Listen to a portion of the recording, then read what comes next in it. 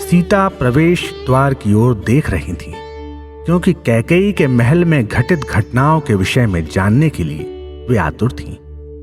क्या कारण था कि राज्याभिषेक की शुभ घड़ी निकट आती जा रही थी, फिर भी राम अभी तक नहीं आए। उन्होंने जागरण तथा उपवास संबंधी सभी अनुष्ठान पूर्ण कर लिए थे और चंदन, पुष्प तथा अन्य सामग्री थाली में सजाकर तैयार थीं, जिससे कि राज्याभिषेक कक्ष में राम के साथ जाने में उनके कारण विलंब ना हो। राम के आगमन की आशा में उनका हृदय आतुर था। सभी दास दासियां राज्याभिषेक की शुभ घड़ी के आगमन से अति प्रसन्न थीं।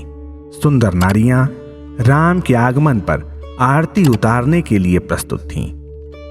अलौकिक सौंदर्य युक्त एवं सुसज्जित कक्ष में राम ने सिर झुकाए चुपचाप सीता के कक्ष में प्रवेश किया। उपस्थित जन समुदाय स्तब्ध रह गया। सीता अपने स्वामी की ओर बढ़ी। उन्हें अपनी आंखों पर विश्वास नहीं हो रहा था। क्या यह सच था? हवा में लड़खड़ाते पत्ते की भांति उनका शरीर सिहर उठा। उन्होंने अपने होंठ भींच लिए और अपने आश्चर्य को दबाने का यत्न करते हुए बोली, स्वामी, इस सब का क्या अर्थ है? आप इस अवस्था में क्यों हैं? आपने तो कहा था कि आज का दिन देवताओं के गुरु बृहस्पति का दिन है। यह दिन अत्यंत शुभ है। आज पुष्य नक्षत्र है और आज साम्राज्य के युवराज के रूप में आपका अभिषेक होगा। फिर स्वर्गिक आभा से युक्त आपके शरीर के ऊपर सूर्य के समान दीप्तिमान स्वर्ण एवं रत्न मंडित शत शलाकाओं वाला श्वेत राज छत्र क्यों नहीं है? चंद्रमा की भांति पावन, चमकदार और जाजल्यमान चवर कहां है? यह सब आपके साथ होना चाहिए था। यह आपके साथ क्यों नहीं है? राजसभा के उद्घोषक चुप क्यों हैं? और राजसभा में आपके आते समय आपकी विरुदावली का गान क्यों नहीं हो रहा है? हे स्वामी, वेदज्ञों तथा ब्राह्मणों ने मधु एवं दही से आपका अभिषेक क्यों नहीं किया? और परंपरानुसार मंत्रीगण, सामंत तथा राज्य के विभिन्न संप्रदायों के अधिपति आपके पीछे पीछे क्यों नहीं आ रहे हैं? राजसी गज शत्रुंजय, जिसके चलने पर ऐसा लगता है मानो कोई ऊंचा पहाड़ चल रहा हो, जिसके चलने पर पथ पर गहरे काले बादलों के उड़ने का भ्रम होता है, उसे तो आपके आगमन की पूर्व सूचना देते हुए सबसे पहले आना था। सीता ने इस प्रकार प्रश्नों की झड़ी लगा दी। राम असमंजस में पड़ गए कि क्या और कैसे उत्तर दें। यह ऐसी बात नहीं थी जिसे शीघ्र कुछ शब्दों में समझाया जा सकता। इसलिए राम ने अंतः कक्ष में प्रवेश किया और सीता को अपने निकट आने का संकेत करते हुए बोले, सीते, पूज्य पिता की इच्छा है और उन्होंने यह आज्ञा दी है कि इस शुभ घड़ी में मैं वन को प्रस्थान करूं। अतः यह अत्यंत आवश्यक है कि उनके आदेश का पालन हो। सीता ने ये शब्द सुने, किंतु उन्हें विश्वास नहीं हुआ। सीता को तो केवल आदेश सुनाया गया था, उसकी पृष्ठभूमि तो उन्हें पता ही नहीं थी। उन्होंने फिर पूछा, स्वामी, आपसे क्या अपराध हुआ जिसके लिए वनवास का यह दंड दिया जा रहा है? दशरथ न्याय की मूर्ति हैं, धर्मात्मा हैं। बिना युक्त कारण वह ऐसा दंड नहीं दे सकते। वास्तविकता क्या है? वनवास के इस आदेश का वास्तविक कारण बताइए। सीता के प्रश्न को सुनकर राम मुस्कुराए। उन्होंने कहा, सीते, बहुत दिन हुए पिताजी ने माता कैकेयी को 2 वचन दिए थे, किंतु अभी तक उन्होंने ये वचन पूरे नहीं किए थे। माता कैकेयी ने अभी तक वे वचन मांगे ही नहीं थे। आज उन्होंने वे दोनों ही वर मांग लिए हैं। प्रथम है भरत का युवराज के रूप में राज्याभिषेक और दूसरा मेरे लिए 14 वर्ष का वनवास। मुझे जटा और वल्कल वस्त्र धारण करके 14 वर्ष वन में रहना है। पिताजी का निर्णय बिल्कुल उचित है। वे अपने वचन से कभी नहीं टलते। सिर झुकाकर उन्होंने धर्म को स्वीकार किया है। मैंने सोचा कि जाने से पहले तुमसे मिल लूं और इसलिए मैं आ गया हूं। तुमने उच्च कुल में जन्म लिया है। सभी नैतिक नियमों तथा उद्देश्यों से तुम परिचित हो। तत्वज्ञानी महाराज जनक तुम्हारे पिता हैं। तुम स्वयं भी निरंतर धर्म के पथ पर चलने वाली हो। मुझे आज ही वन के लिए प्रस्थान करना है। असंख्य पीढ़ियों से चले आ रहे और पूर्वजों से प्राप्त इस राज्य को दशरथ महाराज ने भरत को दे दिया है और अब से भरत इस राज्य के स्वामी हैं। राज्याभिषेक के उपरांत वह तुमसे आशीर्वाद लेने आएंगे। मेरे भाई के सामने तुम ना तो मेरी प्रशंसा करना और ना मेरे वन गमन के कारण किसी प्रकार के दुख अथवा अप्रसन्नता का प्रदर्शन करना। भरत की अवहेलना या उनसे घृणा मत करना। नृपति केवल उन्हें ही पसंद करते हैं जो उनकी सेवा करते हैं और उनकी पूजा करते हैं। इसलिए ना तो मेरी प्रशंसा करना और ना भरत की आलोचना। वह मेरे भाई हैं और तुम्हारे देवर, किंतु यह सब संबंध पारिवारिक हैं। जहां तक नृपत्य का संबंध है, भरत तुम्हारे और मेरे सम्राट हैं। उन्हें उपयुक्त सम्मान मिलना चाहिए। अपने कार्यों या शब्दों से उन्हें अप्रसन्नता या कष्ट मत पहुंचाना। प्रिय, न केवल भरत किंतु वृद्ध पिता दशरथ की आज्ञा का भी पालन करना। माता कौशल्या की भी सेवा करना। वह मेरे वियोग के कारण अत्यंत दुखी हैं। हर प्रकार से उन्हें प्रसन्न करने का यत्न करना। कैकेयी एवं सुमित्रा को भी प्रसन्न रखना और उनकी आज्ञा मानना। सीता, भरत और शत्रुघ्न मुझे प्राणों के समान प्रिय हैं। उन्हें अपना भाई समझो या अपने पुत्रवत उनका पालन करो। प्रिय, मेरे यहाँ न रहने के कारण तुम इस स्थान को त्याग कर मिथिला जाने का विचार मत करना। तुम अयोध्या में रहो और सास ससुर की सब प्रकार से सेवा करो और उनके हृदय से दुख दूर कर उन्हें आराम दो। अपने प्रेम और सेवा से उन्हें साहस, आराम तथा संतोष प्रदान करो। जब राम सीता को उनके कर्तव्यों के बारे में समझा रहे थे, तब वह अपनी हंसी दबाए न रह सकी। वह बहुत देर तक चुप न रह सकी। उन्होंने टोका, राम, आप महाराज दशरथ के पुत्र हैं। मैंने किसी भी समय आपके ओंठों से उस वंश परंपरा को गिराने वाले शब्द नहीं सुने। माँ, पिता, भाई, बहन, बेटा, बहू, हर एक को अपने अच्छे और बुरे कर्मानुसार ही प्रसन्नता और दुख का अनुभव करना पड़ता है। किंतु पत्नी के अच्छे बुरे भाग्य का एक विशेष कारण और है। उसका उस अच्छे अथवा बुरे में भी हिस्सा है जिसके लिए उसका पति उत्तरदायी है। वह अपने पति की प्रसन्नता एवं शोक के एक भाग की अधिकारी है। सम्राट दशरथ ने आपको वन जाने की आज्ञा दी है। एक नारी का अपनी माता एवं पिता के द्वारा पालन पोषण किया जा सकता है। उसके पुत्र द्वारा उसका सम्मान किया जा सकता है। दास दासियां उसकी सेवा कर सकती हैं, किंतु वे कभी भी उसके लिए ओट एवं सहारा नहीं बन सकते। जिन युक्तियों एवं तरीकों से आप मुझे समझाने का प्रयत्न करते हैं, उनसे तो मुझे केवल हंसी आती है। मेरे विवाह से पहले पिता ने मुझे वे सारे कर्तव्य सिखा दिए थे जिन्हें मैंने निभाना है और जो मेरा मार्गदर्शन करेंगे।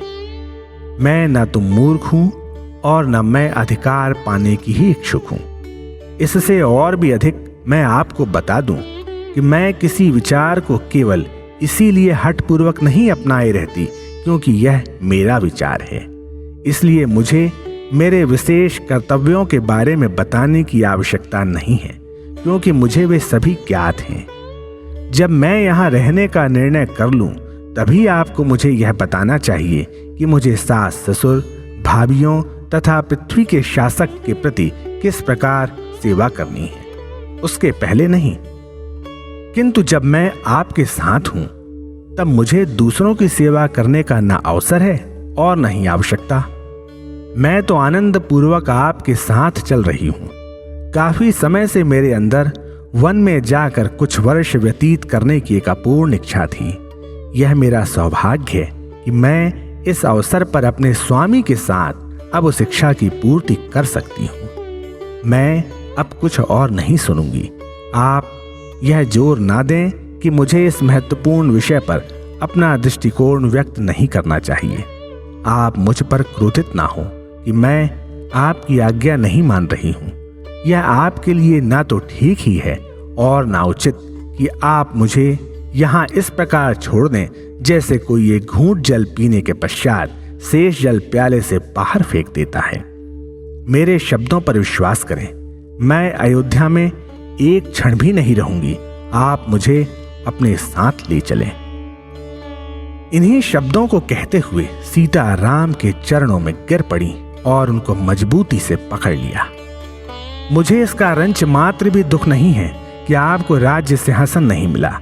मुझे तो आप अत्यंत प्रिय हैं, चाहे आपके मस्तक पर राज्य मुकुट हो अथवा नहीं। जहां कहीं भी आप हैं, मेरे लिए तो वही साम्राज्य है, वही मेरा वैभव है। सीता ने निवेदन किया। राम ने उन्हें बताया कि वन का जीवन अत्यंत कठोर और भयपूर्ण है। वहां जंगली जानवर, खूंखार मनुष्य, पिशाच आदि राक्षस तथा डाकू भरे पड़े हैं। वहां पर नदियों को पार करना पड़ता है एवं घनी कांटेदार झाड़ियों में से होकर चलना पड़ता है। उन्होंने कहा, तुम्हें तो पैदल चलने की आदत ही नहीं है, इसलिए तुम्हें और भी अधिक परेशानी एवं व्यथा उठानी पड़ेगी।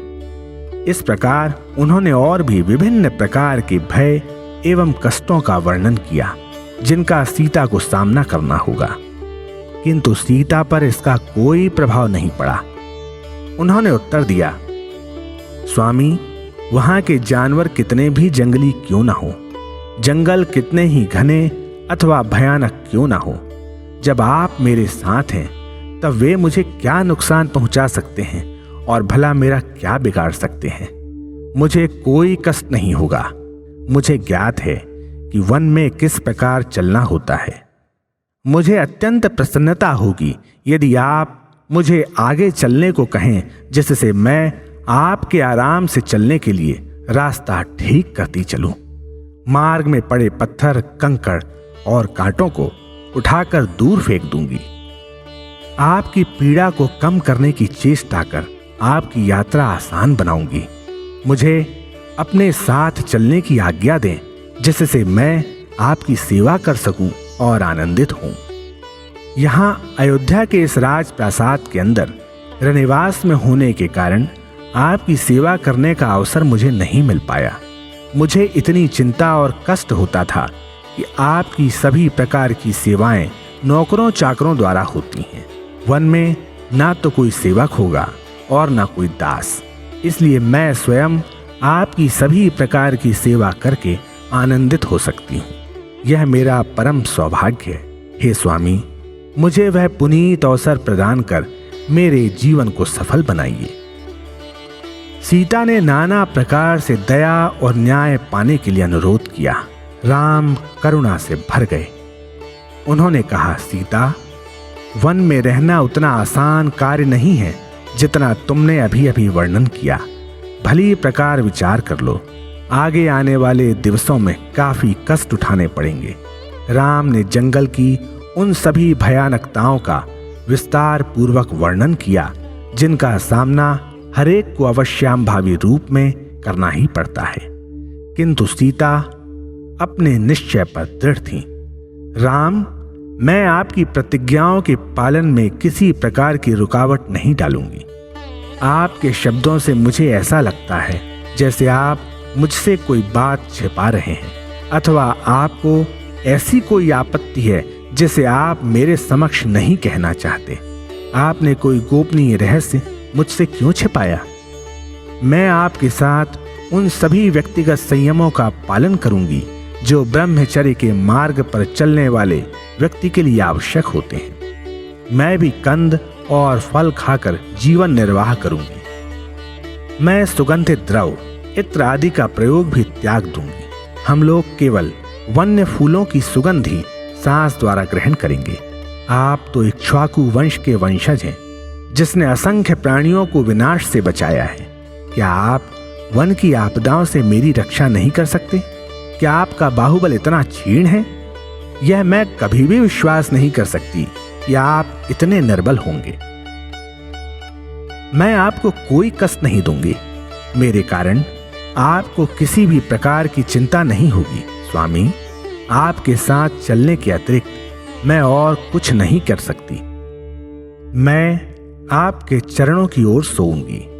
इससे मुझे परम आनंद की प्राप्ति होगी। राम, मैं आपके सिवा अन्य कुछ भी नहीं जानती। मैं आपसे पृथक होकर एक क्षण भी जीवित नहीं रह सकती। श्रीमान, यदि आप अपने संकल्प पर दृढ़ रहकर मुझे अयोध्या में ही छोड़कर चले जाते हैं तो सीता आपके वन में पहुंचने से पूर्व ही अंतिम श्वास ले लेगी। यह दृढ़ सत्य है। इतना कहते ही सीता के नेत्रों से आंसुओं की धारा बहने लगी। तब राम ने उन्हें शांत करने का प्रयत्न किया।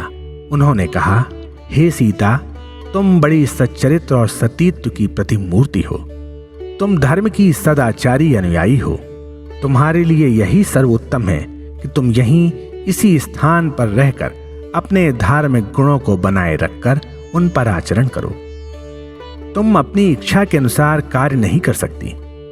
तुम्हें अपनी इच्छा के अनुसार व्यवहार करने की स्वतंत्रता नहीं है।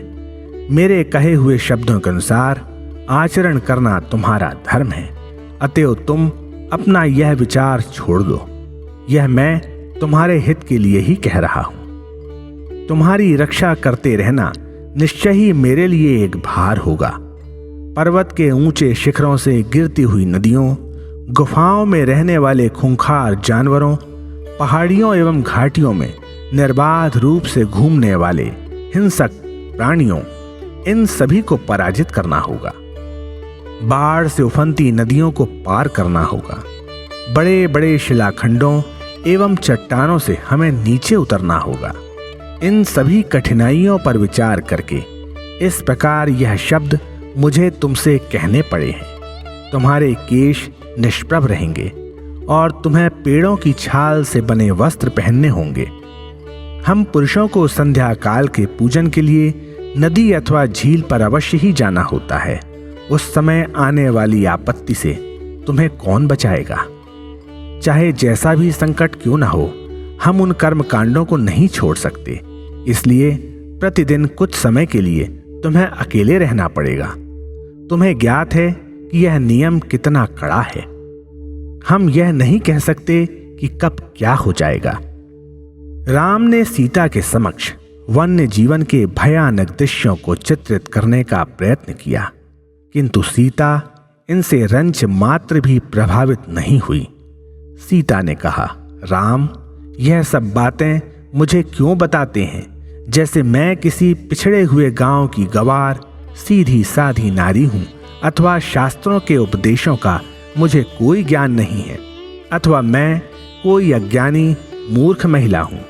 मुझे आपके चातुर्य एवं पराक्रम का भली भांति ज्ञान है। इस पृथ्वी पर ही नहीं वरन 14 ब्रह्मांडों में भी आपके लिए कुछ असंभव नहीं है। और आप जब मेरे साथ हैं तब मुझे कौन सा भय अशांत कर सकता है? श्रीमान, यदि कोई जंगली जानवर मुझ पर आक्रमण भी करता है और मैं उसकी शिकार बन जाती हूँ, तब भी मुझे अत्यंत प्रसन्नता होगी कि किसी अन्य स्थान पर मरने की अपेक्षा मैं आपकी उपस्थिति में प्राण त्याग कर पाई। मैं वहां प्रसन्नता पूर्वक मृत्यु को प्राप्त हो जाऊंगी। यदि मुझे आपके बिना जीवन व्यतीत करना पड़े तो मैं कभी भी जीवित रहना पसंद नहीं करूंगी। आपने कहा कि मुझे अपनी इच्छानुसार कार्य करने की स्वतंत्रता नहीं है। क्या आपने इसके अर्थ का पूर्ण ध्यान रखकर ही ऐसा कहा है, या केवल मेरी परीक्षा लेने के लिए यह एक टिप्पणी मात्र है? मैं यह समझ पाने में असमर्थ हूं। मैं आपकी अर्धांगिनी हूं, इसलिए यह मेरा अधिकार है कि मैं आपको अपना अर्धांग कहूं। आपका भी यही अधिकार है और यही सत्य है। न आप पूर्ण रूपेण स्वतंत्र हैं और न मैं पूरी तरह स्वतंत्र हूं। आपके ऊपर मेरा उतना ही अधिकार है जितना आपका मेरे ऊपर। किंतु अब मैं अपने अधिकार अथवा दावों के लिए कोई तर्क नहीं देती। मैं तो सर्वदा आपकी उपस्थिति में रहकर आपके निकट रहने की कामना कर रही हूं। मेरे शब्द तो उसी भावना को लेकर निकले हैं। दृढ़ संकल्प सीता की इन युक्तियों को सुनकर राम ने कहना प्रारंभ किया, सीता, तुम अधिकारों एवं दावों की उलझनों में अपने आप को उलझा रही हो। जब मैं वन को चला जाऊंगा तब वृद्ध माता पिता मेरे लिए चीत्कार व रुदन करेंगे। उस समय तुम उनकी व्यथा का अनुभव कर अपने मधुर आश्वासनों से उनको सांत्वना एवं आराम दे सकती हो। यह तुम्हारा कर्तव्य है। प्रत्येक अवसर पर आवश्यकता के अनुसार ही तुम्हें आचरण करना चाहिए। उनके साथ रहो, उनकी सेवा करो। मुझे प्रसन्न करने और आनंद देने का वही रास्ता है। राम इस प्रकार आदेशात्मक ढंग से बोले जैसे यह उनका अंतिम निर्णय है, किंतु सीता ने इसका उत्तर मुस्कान से दिया। जब इन्हीं माता पिता से उत्पन्न पुत्र अपने हठपूर्ण निश्चय से बाध्य होकर दूर चला जाता है और जिससे वे इतना प्रेम करते हैं वह सब कुछ त्याग कर जंगल में चला जाता है, तब उस वधू का क्या उत्तरदायित्व रह जाता है जिसने स्वयं परिवार में एक अनजान के रूप में इस घर में प्रवेश किया। तब पुत्र द्वारा निराश किए गए उन माता पिता को सांत्वना अथवा शांति देने की उस वधू की क्या जिम्मेदारी है? एक क्षण के लिए जरा इस पर विचार करें। सीता ने कहा, आपने स्वयं अपनी माता को यहीं रहकर अपने पति की सेवा करने पर बल दिया है। यद्यपि वे आपके साथ जंगल में जाने की अनुमति दिए जाने हेतु कितना रोई और कितना अश्रुपात करके उन्होंने आपसे अनुरोध किया। आपने उनसे यही कहा कि पति की सेवा करना ही उनका परम धर्म है। आपने घोषित किया कि यह इक्ष्वाकु वंश पर कितना बड़ा कलंक होगा यदि वे उस पुत्र के प्रेम में वशीभूत होकर, जिसे उन्होंने पृथ्वी पर अवतीर्ण किया है, अपने उस स्वामी का त्याग कर देती हैं जिनके साथ उनका विवाह हुआ है। आपने उनके समक्ष ऐसे अमूल्य नैतिक नियमों की बात कही, किंतु जैसे ही आप मेरे निकट आए आपने उसके विपरीत मुझसे कहना प्रारंभ कर दिया कि सास ससुर की सेवा करना मेरा परम कर्तव्य है, पति की सेवा करना नहीं। इस पर विचार करें। आपकी दी गई सलाहों में कौन सी सलाह ठीक है? पत्नी के लिए पति परमेश्वर है, ऐसा केवल कौशल्या के लिए ही निर्धारित नहीं किया गया है। यह तो बिना अपवाद के समस्त विश्व की नारी जाति का मार्गदर्शन एवं अभीष्ट है। आप इस सत्य को प्रत्यक्ष रूप में जानबूझकर भूल गए हैं, क्योंकि यह आपकी वर्तमान इच्छा के प्रतिकूल है। आप इसकी व्याख्या करने में असमर्थ हैं कि जो नैतिक नियम आपने कौशल्या के समक्ष उद्धृत किया वही नियम मुझ पर लागू क्यों नहीं होता? आप कितना ही लंबा तर्क दें, आप चाहे जो भी कहें, मैं आपके चरणों को नहीं छोड़ूंगी। मैं तो आपके उठते हुए कदमों से ही चिपटी रहूंगी। आप चाहे मुझे मार डालें, क्योंकि मैं आपकी आज्ञा की अवहेलना कर रही हूं, किंतु मैं आपको यह बता दूं कि आपके बिना मैं जीवित नहीं रह सकती। हे रामचंद्र, जैसे ही आपने वन गमन जाने की आज्ञा को पूर्ण करने की बात कही, मुझे अपने बाल्यकाल में घटी एक घटना का स्मरण हुआया और मेरे अंदर आनंद की लहर उठी। आप मेरे आनंद की उस सीमा को नहीं समझ सकते कि मुझे कितना आनंद प्राप्त हुआ है। मेरी माता एक बार मुझे गोद में लिए बैठी थी और मेरे भावी पति के संबंध में चिंता मग्न थी। मेरे भाग्य में क्या है?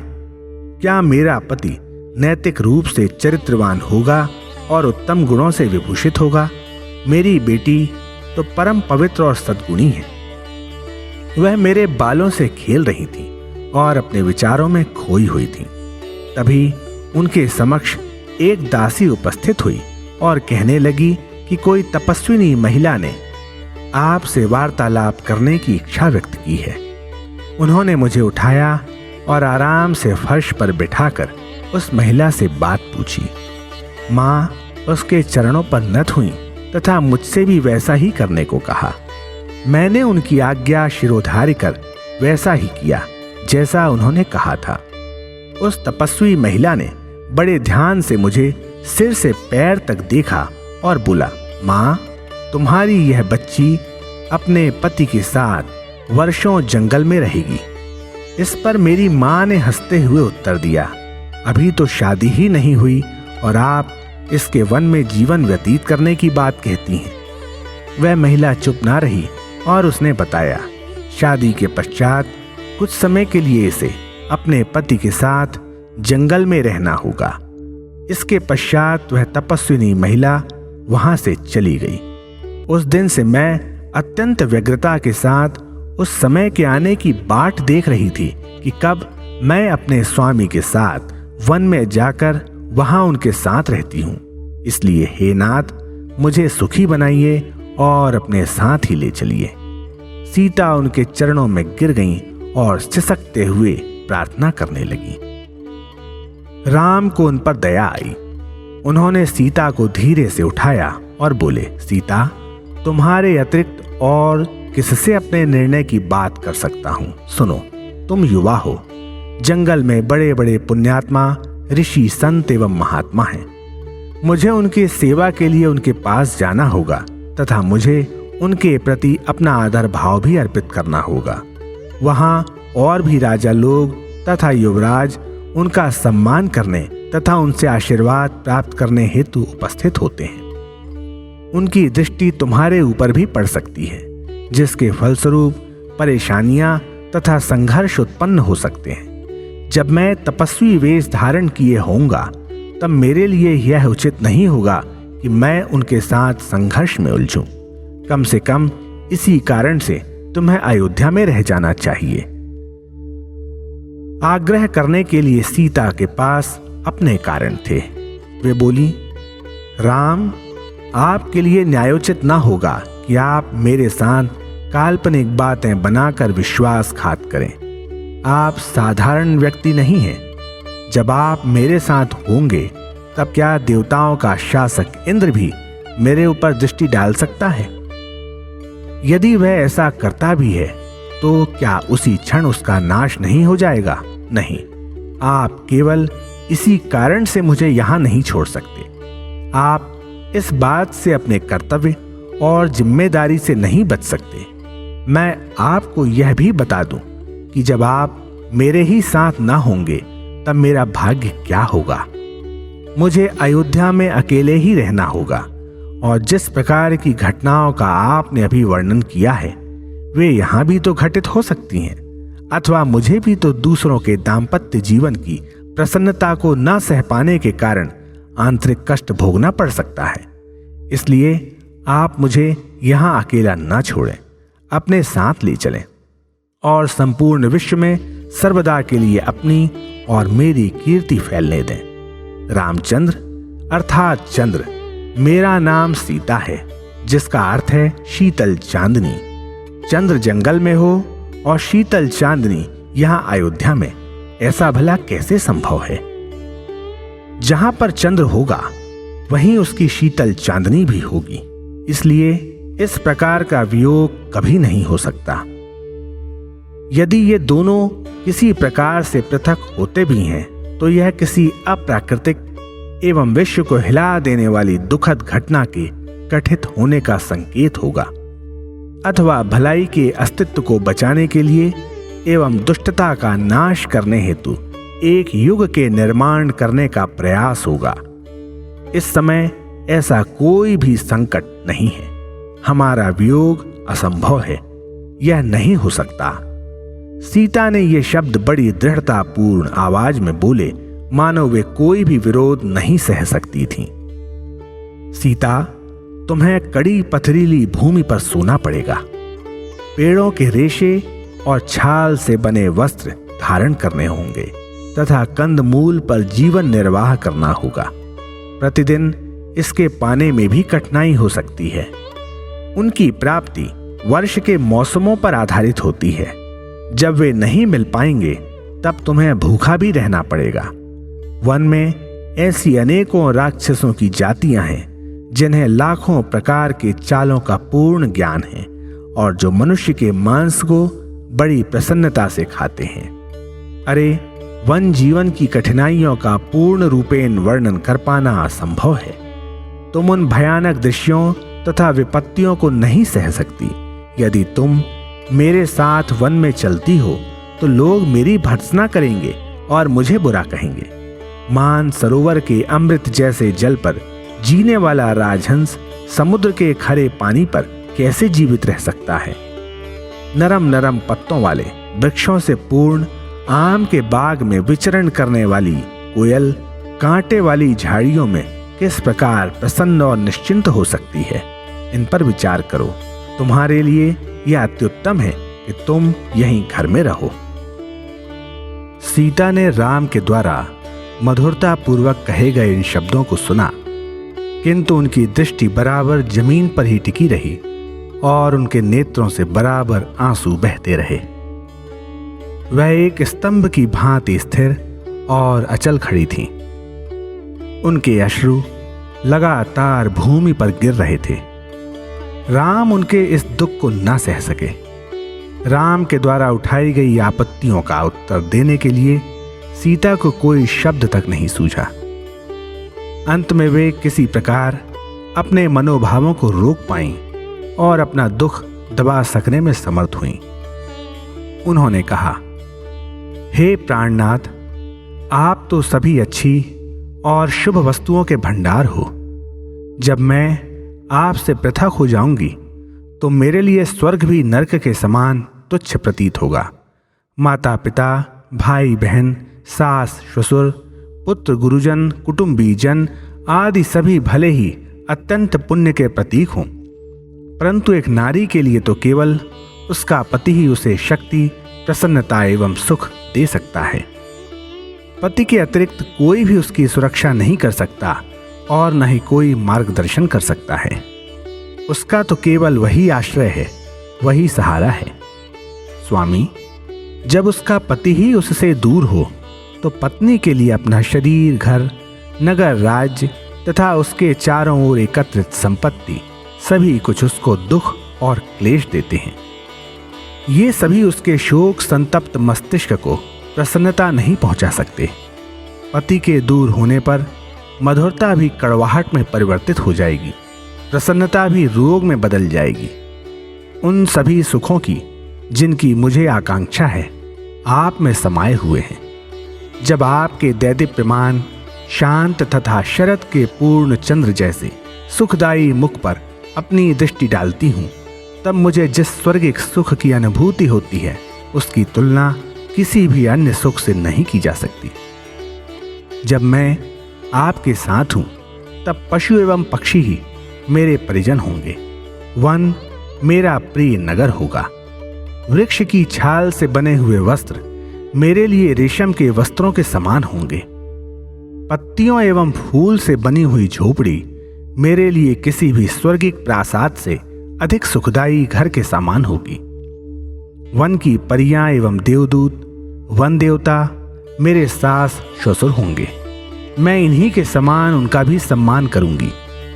जब मैं आपके साथ रहूंगी तब घास के फूले और पुष्पों की पंखुड़ियों का बना हुआ बिस्तर मुझे महल के बिस्तर से भी अधिक सुखदायी होगा। जिन कंदमूल और फल की आप बात कहते हैं वह मेरे लिए दैवी अमृत जैसे मधुर और जीवनदायी होंगे। वहां के पर्वतों की चोटियां अयोध्या की गगनचुंबी इमारतों से भी अधिक सुख देंगी। मैं उतनी ही प्रसन्नता से पर्वत के ढलान से उतरूंगी तथा दूसरे पर्वत पर चढ़ूंगी जितनी मुझे यहाँ एक सीढ़ी से उतरने तथा चढ़ने में होती है। यह मेरे लिए बहुत आनंदकारी तथा आसान होगा। मुझे प्रतिदिन आपके कमल रूपी चरणों को देखकर अत्यंत प्रसन्नता होगी। इसके अतिरिक्त मुझे हर प्रकार से सर्वदा आपकी सेवा करने का अवसर मिलेगा। यदि मुझे यह अमूल्य अवसर ना मिले तो इस पीड़ा को मैं किस प्रकार सहन कर सकती हूँ। हे करुणानिधि, मुझे आप यहाँ न छोड़ें, साथ ले चलें। वास्तव में मुझे ये दुराग्रहपूर्ण शब्द कहने की कोई आवश्यकता नहीं है, क्योंकि आपका तो सभी प्राणियों में वास है। आपको वह सब कुछ ज्ञात है जो प्राणियों के हृदय में है या वे जो भी सोचते हैं। आप मुझे इतना कष्ट पहुंचाएं, यह आपको शोभा नहीं देता, जबकि आपको यह ज्ञात है कि मेरा हृदय आपके साथ रहने के लिए कितना तड़फ रहा है। स्वामी, मैं अत्यंत दुखी हूं। यदि आप मुझे छोड़कर चले जाते हैं तो इससे आपका अपयश होगा। आपके अंदर सभी उत्तम गुण हैं, तब आप मुझे अपनी कृपा से वंचित क्यों रखना चाहते हैं? क्या मैं आपसे अलग रहकर इन 14 वर्षों तक जीवित रह सकती हूं? मेरे लिए तो आपसे पृथक होकर एक पल भी जीवित रह पाना असंभव है। मेरा निवेदन स्वीकार करें। मेरे प्रति कुछ तो दया दिखाइए। जब मैं आपके साथ रहूंगी तब कैसे कोई मुझे हानि पहुंचाने या मुझ पर आक्रमण करने का साहस कर पाएगा? मेरे ऊपर किस प्रकार कोई दृष्टि डालने की हिम्मत करेगा? क्या श्रृगाल सिंह के समक्ष अपनी आंखें खोलने का साहस करेगा? मैं इतनी सुकुमार नहीं हूं। सत्य तो यह है कि सुकुमारता की प्रतिमूर्ति आप स्वयं हैं। पृथ्वी मेरी माता है, अतः भूमि पर चलने का पूर्ण अधिकार व शक्ति मेरी है। वास्तव में जीवन में प्रसन्नता तो आपके लिए है, मुझे तो केवल दुख ही भोगना है। और जब यही बात है तो आप सत्य को छिपाकर मुझे निराश क्यों कर रहे हैं? मैं आपको अब बताती हूं कि जिन बातों को आप नहीं कर सकते उनको मैं बड़ी आसानी से खेल खेल में कर सकती हूं। आपको यह पूरी तरह मालूम है कि मैंने शिव के उस धनुष को एक स्थान से उठाकर दूसरे स्थान पर रख दिया था जिसे कोई राजा नहीं उठा सका। मुझे आश्चर्य है कि आपको मेरी सामर्थ्य पर संदेह है। मेरी शक्ति एवं बुद्धि चातुर्य किसी भी प्रकार से आपसे कम नहीं है। अतः आप मुझे आज्ञा दें और प्रसन्नतापूर्वक वन गमन की व्यवस्था करें। इन शब्दों के साथ सीता नत होकर राम के चरणों में गिर पड़ी। राम ने अनुभव किया कि सीता की इच्छा पूर्ति में बाधा डालना उनके लिए अनुचित होगा। वह मान गए और बोले, सीता, अपना दुख भूलो। तुम्हारी इच्छानुसार मैं तुम्हें अपने साथ ले चलूंगा। अपने हृदय में तुम किसी भी प्रकार की पीड़ा न रखो। शीघ्रतापूर्वक वन गमन के लिए तैयार हो जाओ। रामचंद्र जी द्वारा कहे गए मधुर एवं कोमल शब्दों को सुनकर सीता बड़ी उल्लसित हुई और उन्हें असीम प्रसन्नता हुई। उन्होंने कहा, स्वामी, तैयारी? वन में रहने के लिए किसी को क्या तैयारी करनी है? मैं सर्वदा तैयार हूं। मुझे जिस वस्तु की आवश्यकता है वह केवल आप हैं। मुझे किसी और वस्तु की आवश्यकता नहीं है।